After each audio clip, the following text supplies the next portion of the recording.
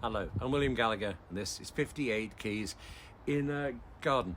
It's still all about Macs and iPhones and iPads and how apps can help us as writers, but this time we're outside for a very special reason. It's because you say my office is too untidy. You're right.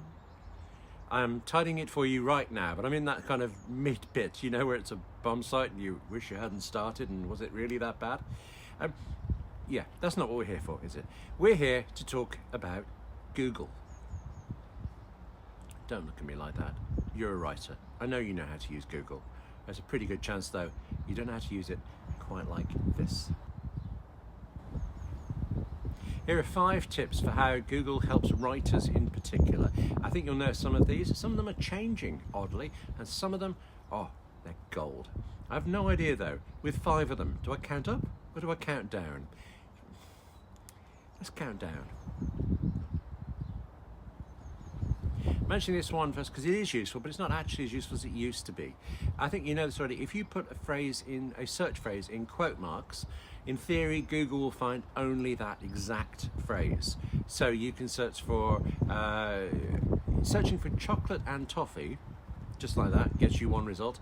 But in quote marks, chocolate and toffee, close quote marks, gets you something else. It's not as useful as it used to be because it was so useful that Google rather assumes you probably meant it, and it has a good go at pretending you put the quote marks in anyway. But just occasionally, it does get you a better result. And that's what we want here, better results. Number 2, which way are we counting down or counting up? Counting down, right. This is something else that Google's done because it's so useful, plus and minus. That's actually a Google invention, really, a short code for something I'll tell you about in a second. But the plus and the minus helps you narrow down your search results more. If you put a plus in front of a word with no space after it, then all the search results must have that word.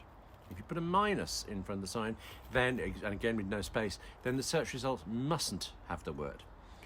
It isn't true. You'll still get them both, but ranked up at the top in those 11 billion results and a few ads, can't help you with the ads, there will be the words you do and the words you don't want. If that's number 4, highly related to this one, number 3. I said that Google kind of invented the plus and the minus. They explicitly did it for speed and shortcuts, but they are a replacement for something else called Boolean search operators. Before the plus sign, you would write the word and instead. It's tradition to write it in capitals. I don't know if it makes a difference to the search, but it's clearer. And is a way of saying plus now. Okay, and instead of minus, it used to be that you wrote the word not, again in capitals. You still can. You can do chocolate and toffee, not bananas. I don't know. And that's fine. I even think that's quite interesting historically as search has developed for writers. But the plus and the minus, the and the not, they're just the most often used. There are other such Boolean terms, such as my favourite, or.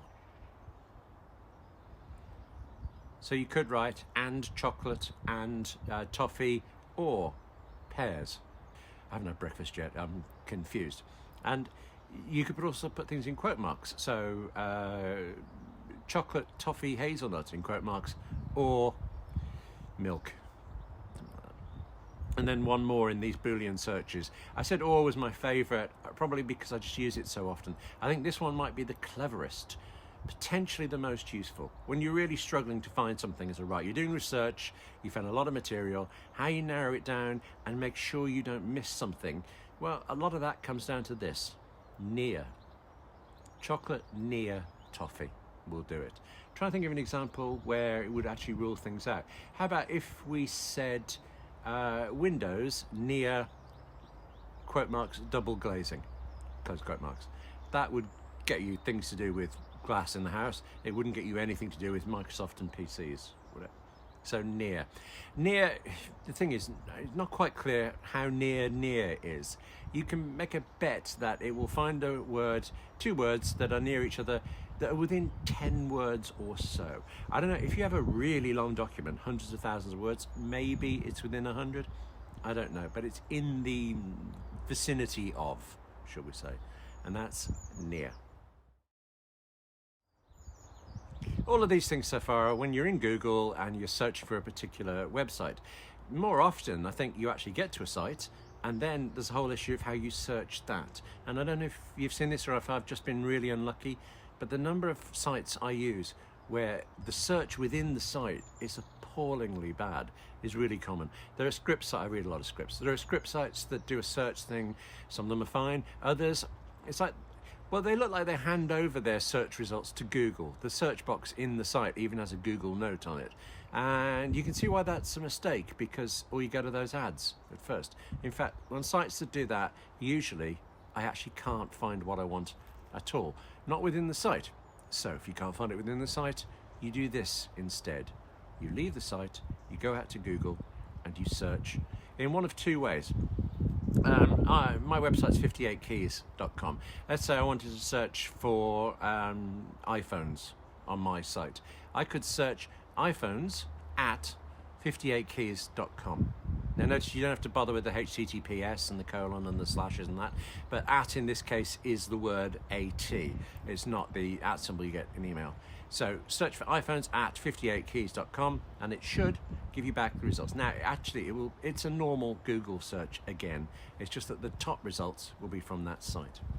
Now that's the way I do it. I keep doing it. I like doing it that way because something out of sight, that makes sense to me. But there is it slightly geekier? There's a more technical way of doing it, which actually sometimes gives you slightly different results. Instead of something at something, you could say the search term and then site colon and the name of the site. Again, no spaces. So iPhone space site colon 58keys.com, hit return and off you pop.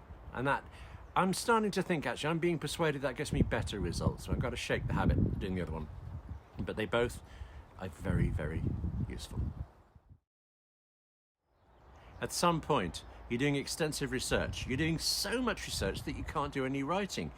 I don't know how that happens, but you come to the end. You've actually read the internet, or at least you've read this site that you've been relying on. There's nothing more. There will be tomorrow, but right now you've read every reference to everything you could possibly have your characters interested in, and you're done. Fortunately, no, you're not.